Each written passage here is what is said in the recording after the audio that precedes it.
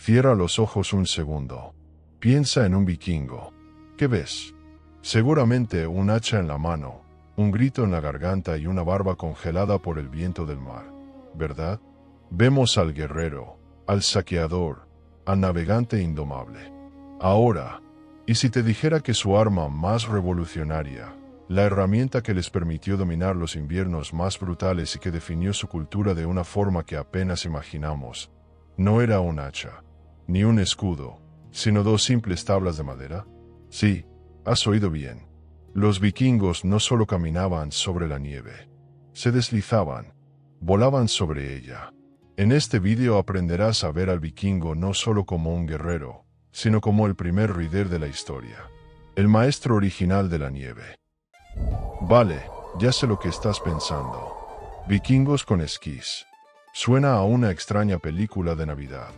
Pero quédate conmigo, porque la realidad supera cualquier ficción. Durante décadas, nuestra imagen del vikingo estaba grabada a fuego y acero, construida a partir de las crónicas de aquellos a quienes aterrorizaban.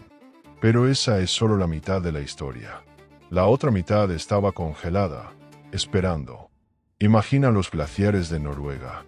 No son solo masas de hielo, son archivos. Cápsulas del tiempo que se mueven a cámara superlenta, guardando secretos en su interior.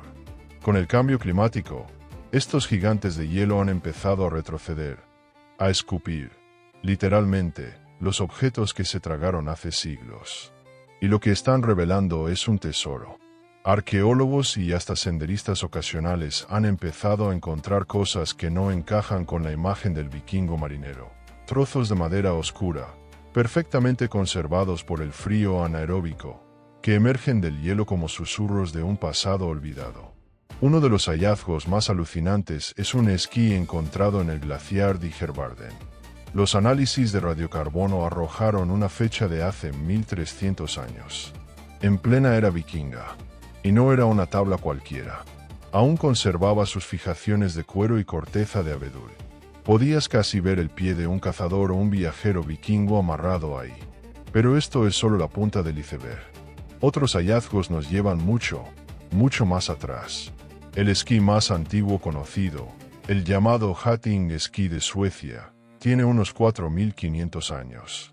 Y si vamos a las representaciones visuales, en la isla noruega de RDY existe un grabado en roca de hace 6000 años que muestra inequívocamente una figura humana sobre esquís. 6000 años. Eso es más antiguo que las pirámides, que Stonehenge. Esto nos dice algo fundamental. Cuando los vikingos empezaron a construir sus famosos barcos, el esquí no era una nueva tecnología para ellos. Era una tradición ancestral. Un conocimiento que había pasado de generación en generación durante milenios. Era tan parte de su ADN como lo sería la pesca o la forja. No eran solo dos tablas toscas. Habían desarrollado sistemas complejos. A menudo usaban un esquí corto y ancho, a veces forrado con piel para tener agarre, como la piel de foca que se usa hoy, y otro esquí largo y liso para deslizarse. Era el equivalente a tener un coche con tracción a las 4 ruedas y modo deportivo. Estos artefactos nos cuentan una historia diferente, una que no está escrita en los libros de historia de sus enemigos. Nos gritan que, mucho antes de ser los reyes del mar, los nórdicos ya eran los indiscutibles reyes de la nieve. Pero tener la tecnología es una cosa, usarla para cambiar el mundo es otra. La pregunta es, ¿para qué demonios usaban este superpoder invernal con tanta maestría? Pero tener la tecnología es una cosa, usarla para cambiar el mundo es otra. La pregunta es, ¿para qué demonios usaban este superpoder invernal con tanta maestría? ¿Era solo para no hundirse en la nieve y llegar a por leña? Ah, amigo mío, eso es solo el principio. Los esquís eran su coche, su arma y su parque de atracciones, todo en uno. Primero, pensemos en ellos como el coche. Imagina el invierno escandinavo. No es una postal bonita, es una trampa mortal. Meses de oscuridad, temperaturas bajo cero y una capa de nieve tan profunda que podría tragarse a un hombre entero. Las granjas estaban aisladas, las comunidades separadas por un mar blanco e infranqueable. Quedarse quieto era morir de hambre o de soledad. El esquí lo cambiaba todo. Era su vehículo todoterreno. De repente, esa nieve que era una prisión se convertía en una autopista. Les permitía cazar de una forma brutalmente eficaz. ¿Has intentado correr por nieve profunda? Es agotador. Un alce o un reno, por muy fuerte que sea, se agota enseguida. Pero el cazador vikingo no corría. Se deslizaba. Flotaba sobre la superficie, persiguiendo a su presa durante horas hasta que caía rendida por el cansancio. Era una ventaja evolutiva tan grande como tener alas. Y no solo para cazar, era su red social, su internet de la nieve. Permitía viajar entre aldeas, comerciar, visitar familiares, mantenía a la sociedad conectada en la época más dura del año. Ahora, el arma. Si el esquí era su coche para la vida cotidiana, en la guerra era su tanque de asalto. La historia militar está llena de ejércitos que han sido derrotados, no por el enemigo, sino por el invierno.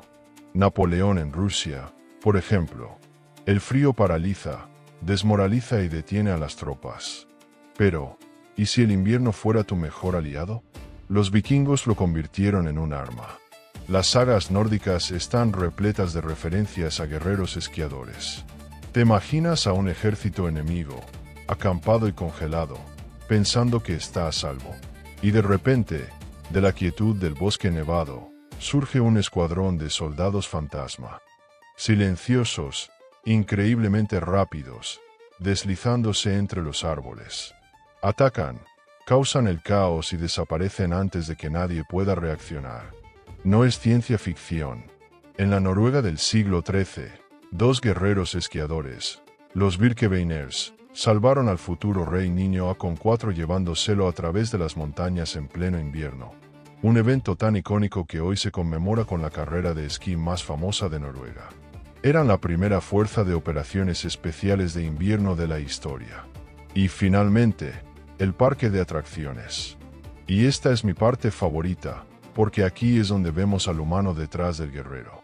¿De verdad crees que después de dominar una habilidad tan increíble no iban a usarla para divertirse?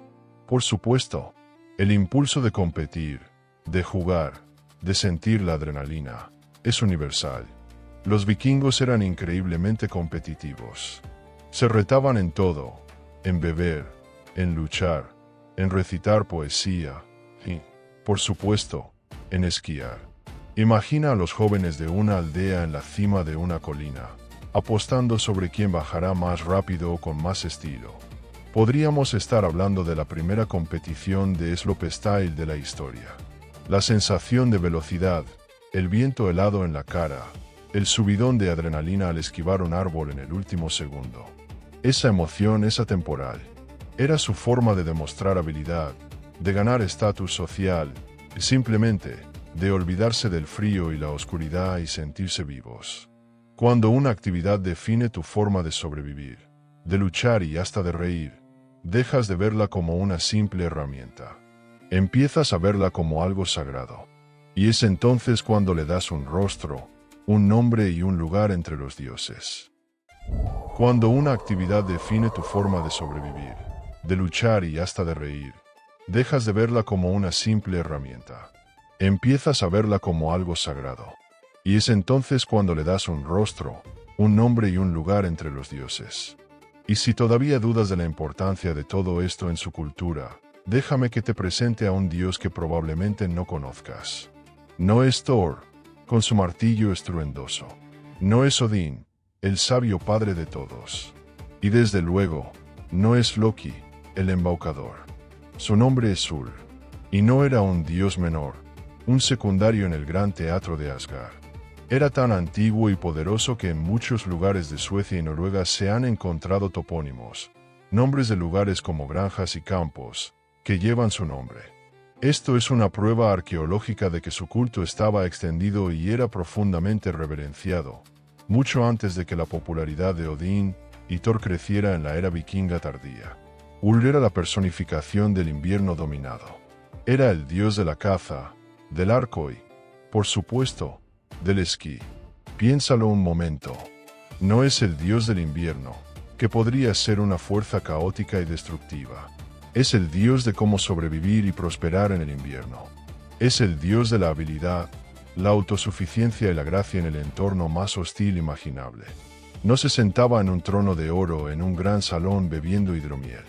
La imagen de Ul es la de un dios poderoso y solitario, surcando los paisajes helados con su arco en la mano, ágil y silencioso. Sus dominios eran los valles cubiertos de nieve, los bosques silenciosos y las montañas heladas. Era el patrón de los cazadores, de los viajeros y de cualquiera que necesitara confiar en su propia habilidad para ver el amanecer del día siguiente. Los mitos incluso le dan más matices. Se decía que era tan diestro que usaba su escudo para deslizarse por las laderas, como una especie de primer snowboarder divino. Y su estatus era inmenso. Era el hijastro de Thor. Y algunas sagas sugieren que cuando Odín se ausentaba de Asgard durante los largos meses de invierno, era Ul quien quedaba a cargo. El rey suplente de los dioses era el esquiador.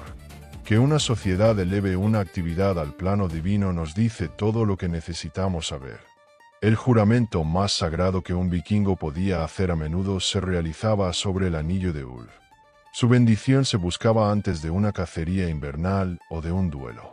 Esquiar no era solo algo que hacían para no morir de frío. Era un arte, una disciplina sagrada, una forma de conectar con la esencia misma de su mundo y de sus dioses. Formaba parte de su alma, de su identidad. Y esa alma, esa conexión profunda entre el ser humano, el movimiento y la nieve, es un eco que ha viajado a través de los siglos hasta llegar a nosotros. Al final, detrás del mito del bárbaro con casco de cuernos, que, por cierto, nunca llevaron, había gente de carne y hueso. Gente que no solo luchaba, sino que también jugaba. Que no solo conquistaba, sino que también exploraba por pura diversión. Esa misma sensación de libertad, de dominio sobre la naturaleza, de adrenalina pura que busca hoy un esquiador en los Alpes es, muy probablemente, la misma que sentía un cazador nórdico hace más de 1000 años. El equipo ha cambiado, la ropa es más técnica, pero la emoción es eterna. Así que la próxima vez que veas una montaña nevada, no pienses solo en el frío. Piensa en ellos, en los pioneros, en los maestros de la nieve, en los primeros raiders de la historia. Si te ha fascinado descubrir esta cara oculta de los vikingos, te he dejado por aquí otro vídeo con un secreto sobre la navegación en sus barcos que te volará la cabeza.